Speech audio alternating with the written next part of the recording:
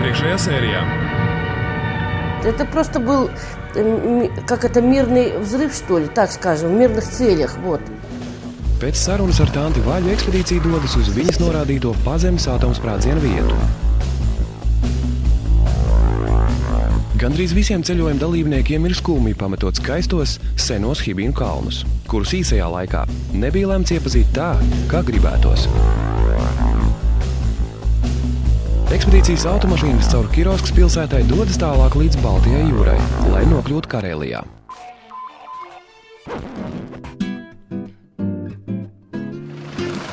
Piedzīvojuma ekspedīcijas 1000 jūdzes aiz polārā loka dalībnieki šobrīd ir pietuvojušies Karēlijas vidienei.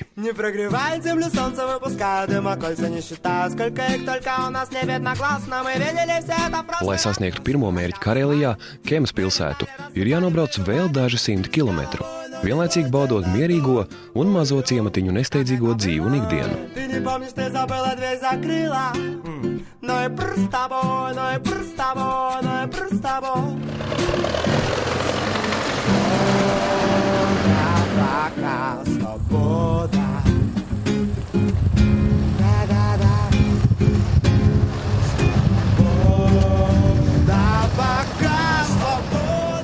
Kad 30 km palikuši, un tad mēs būsim pie ģēģes Fjodora.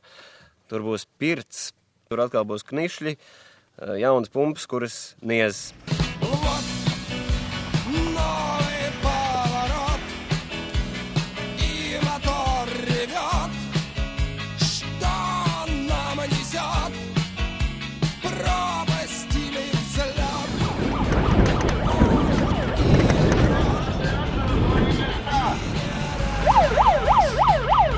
Braucot no jau pa asfaltētu ceļu, ekspedīcijas dalībnieki izdomā dažādas laika kavēšanas iespējas.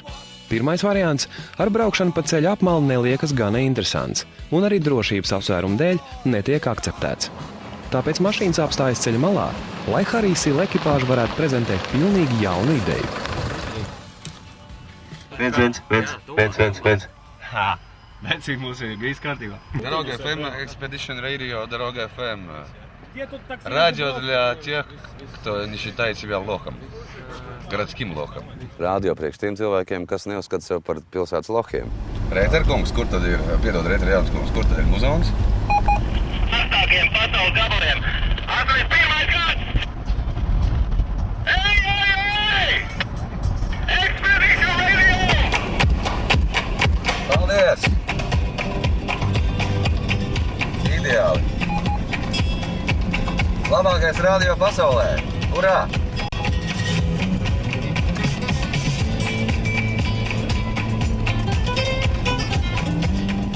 Tātad vajag iPodiņu un vajag to raidītāju, kas ir pie viena arī lādētājs. Halo, radio! Tā kā kojās mierīgi to var taisīt, piemēram. Mēs bijām pirāti radiostacija.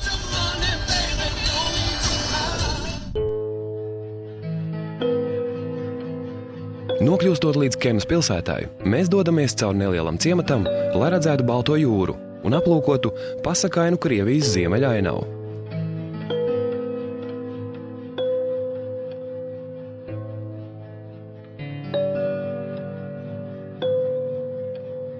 Šīs ēkas ar baznīcu, kuras celtas uz šeit raksturīgiem klints atsegumiem, ir bijušais filmēšanas laukums. Pirms gada šeit režisors Pāvels Lungins filmēja nu jau godalgoto filmu Sala.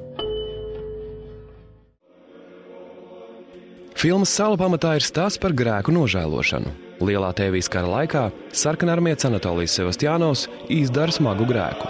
Apzinoties visa izdarītā briesmīgumu un smagumu, jūtot sirdsapziņas pārmetumus, viņš savu dzīvi velta nožēlai, lūgšanām un kalpošanai ļaudīm. Filmēšanas vietas izvēle iespējams noteikusi arī sen nogrimušās bāržas paliekas. Kā stāsta vietējie, šī ir viena no baržām, kura pārvadājusi ieslodzītos uz netālo Solovku nometni. No filmēšanas dekorācijām Baltijā jūrā redzamas Soloveckas salas, kur jau no 15. gadsimta vidus atrodas pareizticīgo klosteris. Garajā klostera pastāvēšanas laikā to maz skārušas ārpasaules ietekmes, kari un nemieri tam gandrīz vienmēr ir gājuši seceni. Klostera ziedu laiks bija 19. gadsimta beigās, kad viena gada laikā to apmeklēja līdz pat 12,000 svētceļnieku. Tomēr mierīgo klostera dzīvi pilnībā izmainīja padomju vara. Gandrīz 5 gadsimtus ilgā klostera darbība tika vardarbīgi pārtraukta 1920. gada maijā, kad uz salas ieradās sarkanarmieši un to izlaupīja, paņemot gan dārglietas, gan naudu, gan pārtikas krājumus. Tā paša gada oktobrī padomju vara pieņēma lēmumu klosteru slēgt un pārtikušās mūku saimniekošanas vietā izveidot kolhozu.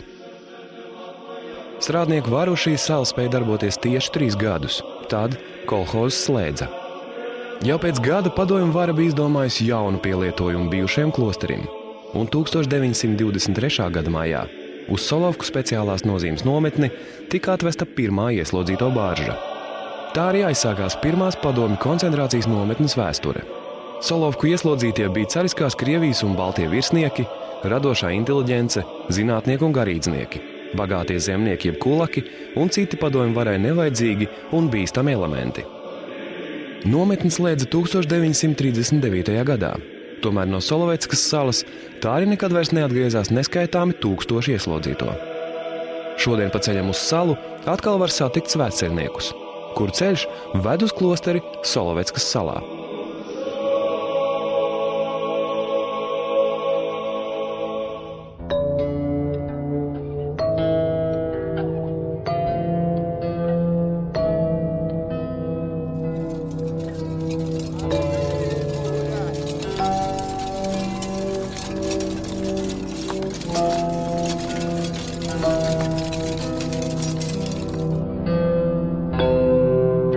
No visām šīm 10 dienām, kuras mēs pavadījām, ļoti laba atmosfēra. Es esmu daudz ko mācījies, ne tikai braucot ar autiņu, bet vispār dzīvē kā tādai. Es domāju, ka pēc gadiem 50 es būšu tik daudz samācījies, ka es varēšu sev saukt par pilntiesīgu planētas Zemi iedzīvotāju. Es par tādu kļūstu. Tomēr ceļotāju piedzīvojumi vēl nebeidzas. Viņiem pa salīdzinoši grūtu ceļu jānokļūst līdz vienam no augstākajiem līdzenuma ūdenskritumiem.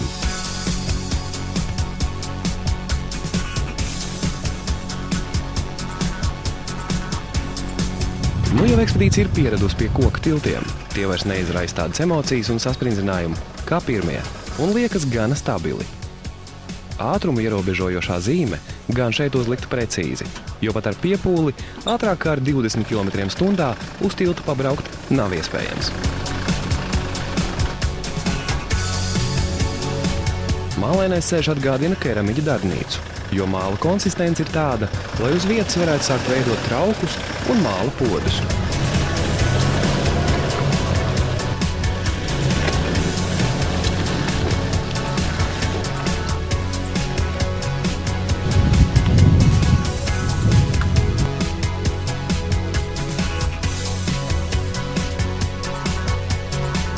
Tomēr purvainajās vietās ceļš piedāvā ko jaunu – koka ceļu. Šie baļķi ļauj mašīnām šo posmu izbraukt arī slapjā laikā, tomēr mums pajukušais klājums rada zināmas problēmas.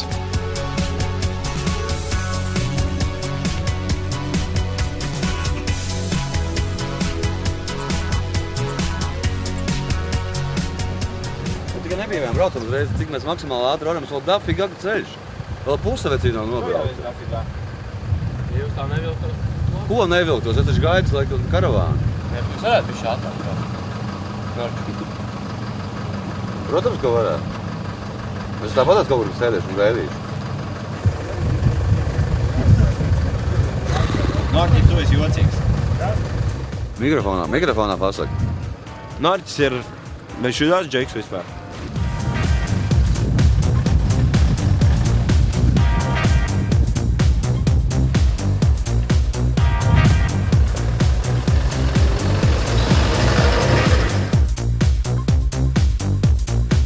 Kamēr nav pārbaudīts dziļums, mašīnas neriskē iebraukt šajā peļķē, jo zinot automašīnu izmērus, kas izmanto šo ceļu, tas var izrādīties arī par lielu.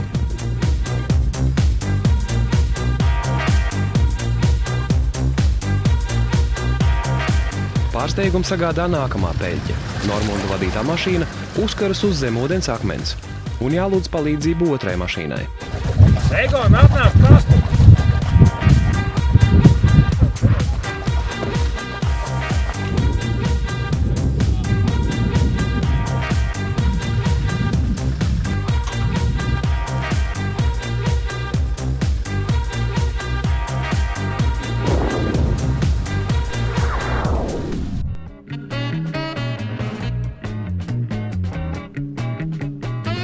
Vai man mopēds bija?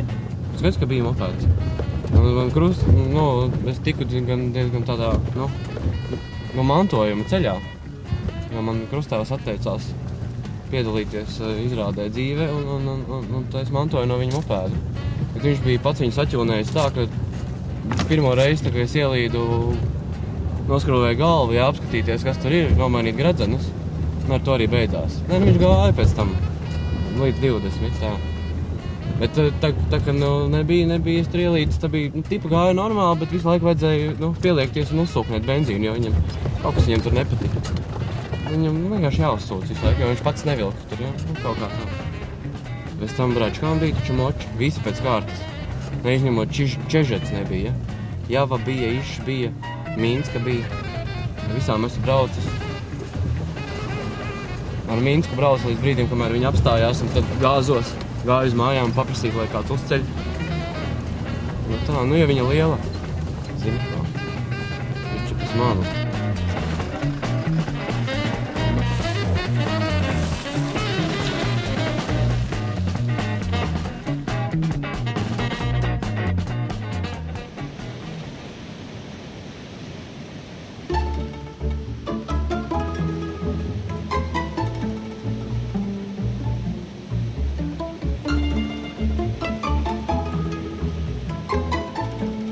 Gandrīz 11 metrus augstais Kivačs atrodas uz Sunas upes un ir otrais augstākais līdzenuma ūdenskritums Eiropā.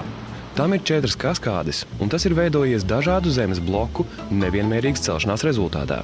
Kādreiz tas ir bijis ievērojami platāks, taču pēc aizprostu celtniecības uz upes ūdens caurplūdums ir ievērojami samazinājies.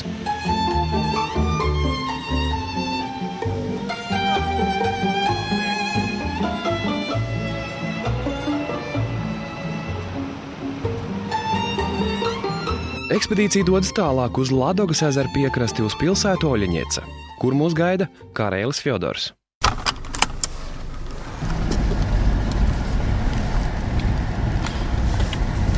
Kurš pa priekšu te brauc? Labi.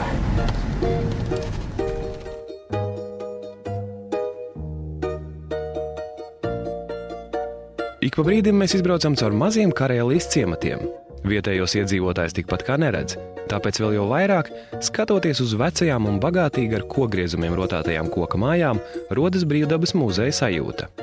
Tas ir tiešām fantastiski, kā tie cilvēki te dzīvo, ko viņi domā un vienkārši kā viņi skatās uz pasauli. Brīvi, atvērti. Es domāju, vai mēs to Latvijā tā varētu. Labi, mēs te spriežam par mentalitātēm un tā, bet kaut kas tajos krievu cilvēkos ir neizskaidrojams. 82 gadu vecumā Fjodors ir optimismu un dzīves prieka pilns. Старина уже мешает. А вы в Европе уже, дядя Федор? Это что, Европа? А не знаю, Европа Или жопа?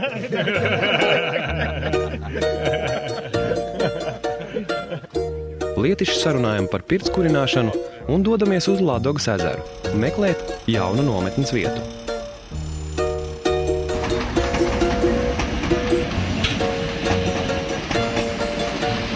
Ceļš uz Ladogas ezeru nav neizmiris, ne nomaļš.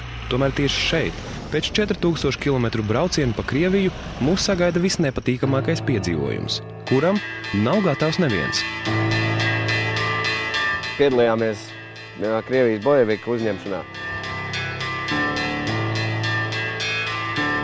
Ieraudzījām priekšā autiņu, ņīva, bez valsts reģistrācijas numurzīmes. Kaut kā uzreiz ievērojām. Mēs galvenais vēl ieņirdzām čom, ka jāvalk tāds gramofoniņš ārā, vai kā to sauc. Jā, megafons jāvalk ārā un jāieslēdz tā mentu sirēna, vai ne? Labi, ka mēs to neizdarījām, tad mēs taču būtu atrāvušies.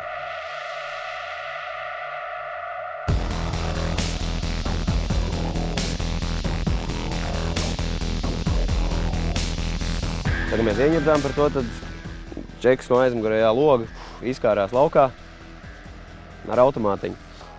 Tā bez mūdēšanas. No sākuma mēs nevaram saprast, ir īstais, nav īstais, bet nav stulbu sajūta. Pirmkārt, es īsti nenoticēju, ka tas tā var būt vispār. Tad, kad es ieraudzīju šo ieroci ārā pa logu izkarinātu, es pat pieļauju, ka tas ir kāds spēļu ierocis, kur puikas daudzās. Protams, mūsināja tas, ka mašīna bija bez numurzīmes. Bet viņš šauja arī, ja nosmērtē pēc pulvēs. Viņš pēkšņi speciāli priekš valkās pie 30 km/h, nu tā, ka tu nevar neiet viņam garām. Un tad gājām garām, tad viņš nolaida kārtu.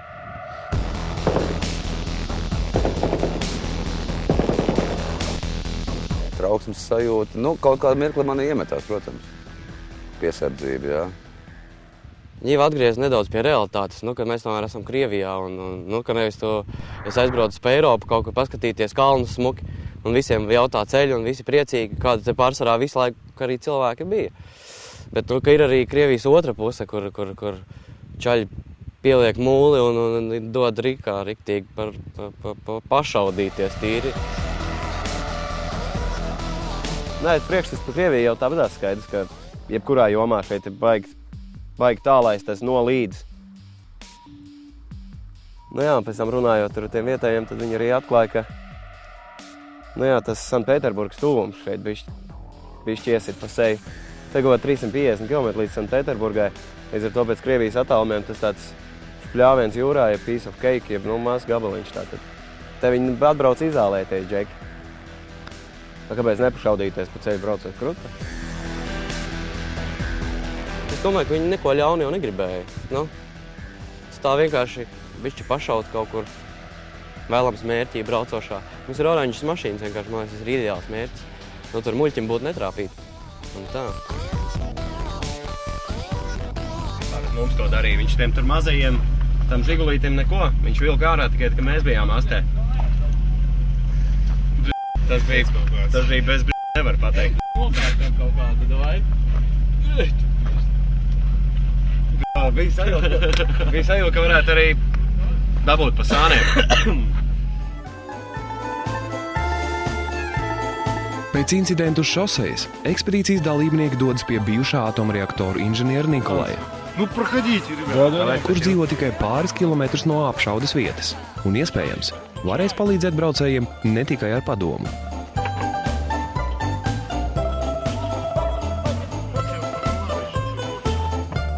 Bet no viņa kaut kādas pistāngas tur nācāt no tā sūda.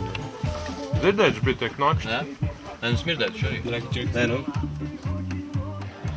Šeit bija, jā, šito jūs labi uztaisījāt, Džeki. Jā. Šeit bija inčīgi.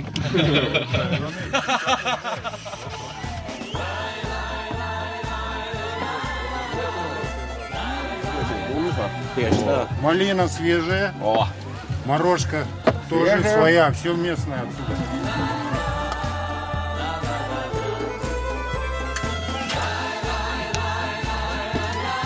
Viņš man liekas pilnībā atspoguļoja to cilvēcisko būtību, kāda mīt šeit. Ārkārtīga viesmīlība, ārkārtīgs prieks vispār komunicēt ar cilvēkiem, likt galdā to, kas pašam ir tikko sagatavots avens, pilnīgi svaigas, lācenis pilnīgi svaigas, lika galdā momentāli. Tur 10 minūšu laikā bija salīts krūzīts tēja, uzlikts patvāris. Interesanti, jā, ļoti. No sākuma viņš likt to elektrisko тейка, ну tad patvāru uzliek. Ну супер. У меня есть этот квас из березового сока. Попробовать кто хочет? Сейчас согласен. Да. Холодильник. Да. Pats ļoti apmierināts ar dzīvi. Viņam viss ir kārtībā, lai gan ir diezgan sarežģīta dzīve, cik izrādās viņam bijusi. Pats labi jūtas, arī smēķē. Šeit visi smēķē, ļoti daudz smēķē. Un šņabīts tas jau var laikam katrā mājā ir cieņā un droši vien arī mums iebraucējiem ir jāatbild ar viesmīlību vismaz. Pie lūpām jāpieliek ir degvīna glāzīt, lai tas... Jo tas ir tāds tā kā cieņas apliecinājums mājas saimniekam, droši vien. Bet Nikolais, kolosāls cilvēks, nu vai tad kāds domā savādāk no mums? Es domāju, ka nē. Tā viņa viesmīlība bija, nu, vēlās pār malām. Kolosāli. Viņš jau ir tā bija domāts jau, jā. Viņš jau ir ar šlepītēm. Te jau liekas, ka silkaptiņu pat tu papratīs. Es sapratīju gan. Sapratīju gan. Nu, tu tāda, jā? Tā pareizi, jā? Jā. О, как эти самые арабы. Как индейцы. О, совсем другой вид. onkulis Nikolais izrādās ir liels speciālists. Viņš ir inženieris atomreaktoriem. Viņš principā Padomju Savienības laikā vadīja visu atomreaktoru būvniecību. Спасибо. Хорошего здоровья. Спасибо. Да. Следующие 63 года. Еще. Согласен. Čau. Согласен. Да так пока не жалуюсь. Правда, операция была вон на сердце. Но это типа ничего. Нормально. Это помогает, да? Не, ну твоя работа ничего там не дала. Не. У жены спроси. Жена. Про Ниву надо рассказать. Ну, а тут спереди ехали. Слушай, номеров ты стрелял? Да? Без номера. На их стрелял, на их машину. Потому мы первые ехали. Точно? Немножко застали. Прямо здесь, у Салмы. Хватает здесь, да? А это нормальный тип, да? Ну, не знаю, тут было это. Какой-то праздник был, месяца полтора. Да тут пацаны ко мне приходили, оружие мне просили, я им не дал нифига. Так они где-то пистолет нашли, тут такую стрельбу подняли, вот за памятником клуб. Всю ночь стреляли, пока это, там он приехал. Честно, Петрозаводск. Jā, viņš ir arī cilvēks, kurš baigi interesanta personība, un vēl viena lieta, viņš ir ieroču magnāts. Nu labi, ne tirgotājs, bet viņš savu prieku pēc kolekcionē ieročus. Ar visām atļaujām, tur viss tā kā vajag. Beidzot, saimnieks aicina mūs savās mājās, kur atrodas galvenās, mūs interesējošās lietas. Да. Ну, сразу видно охотник. Это тигр. Ой. Автомат. Automāti? Да. Šitas arī? Tas taču nav koks. Это карабин Барс. Jā, viņš baigi taupa, viņš zina, tā ir baigā vērtība. Nu. Tas kā gleznas piebrauc šitā.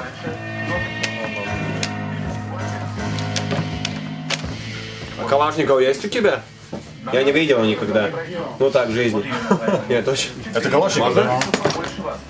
Nu, šitais ir pasaules tipa krūtākais, izturīgākais. Kā koks tas nav, tas ir Plasmas? Jā.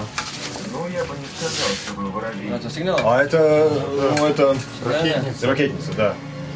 Tās vienībiņas, ko viņš tur izlika uz galda, bija tās, kurām bija atļauja. Es domāju, ka lielākā daļa ieroču, kurām nav, atļauja, ir kaut kur dziļi paslēpts pagrabā. Un mēs nezinām, kas varbūt tur pat bazukas ir vai vēl kaut kas trakāks. Tā, bet...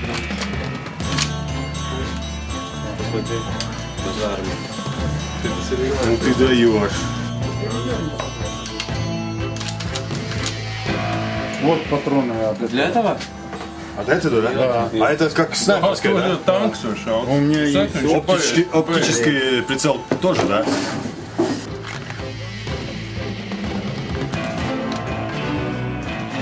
Как в кино показывают это. У киллера. Да. Как...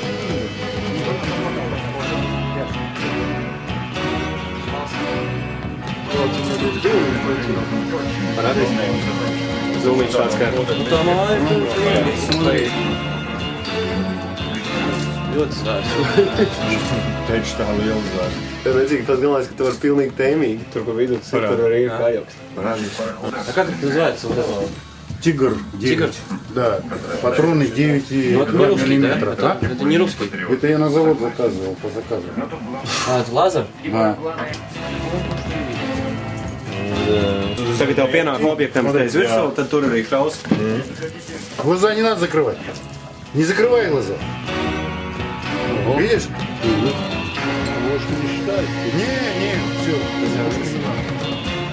Pēc nelielās ekskursijas ieroču pasaulē un Nikolai padomiem, ekspedīcijas dalībnieki daudz drošāk dodas tālāk, jo šovakar vēl jānokļūst pie Fjodora īstā kareļa dūmpirtī un jāuzceļ nometne pie Ladogas ezera.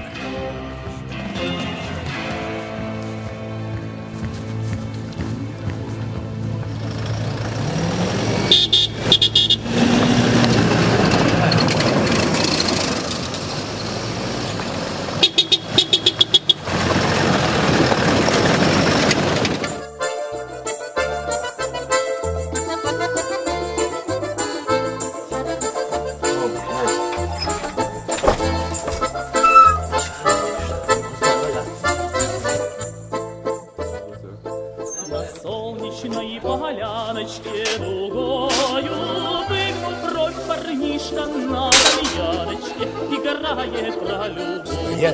Я не могу насчет этого, говорят, красный или белый, или черный. Белый приходит, ворует, красный приходит, ворует. Что останется бедному крестьянину делать? Шапки снимать только. Ой. И гостей принимать. Это совершенно верно.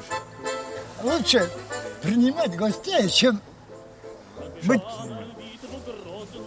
такими жадными людьми, как раньше были люди.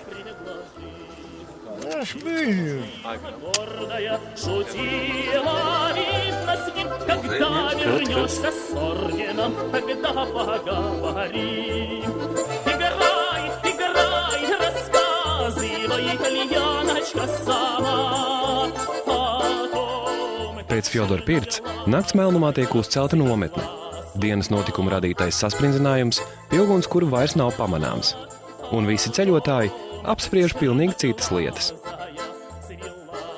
Pēc sātīgajām vakariņām aizmieg arī paši aktīvākie ceļojuma dalībnieki.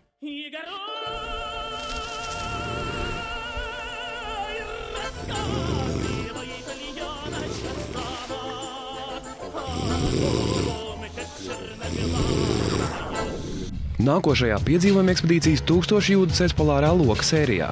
Gar Ladogas ezeru ekspedīcija dodas uz Pēterburgu. Pirmo reizi ekspedīcijas laikā mākslinieki viens par otru izsaka savu viedokli. Aktieri ir ļoti sarežģīti cilvēki. Labi, ka nebrauc Strenga. No meža uz lielpilsētu. Kontrasti un lielpilsētas atmosfēra atbrīvo ceļotājus jauniem piedzīvojumiem.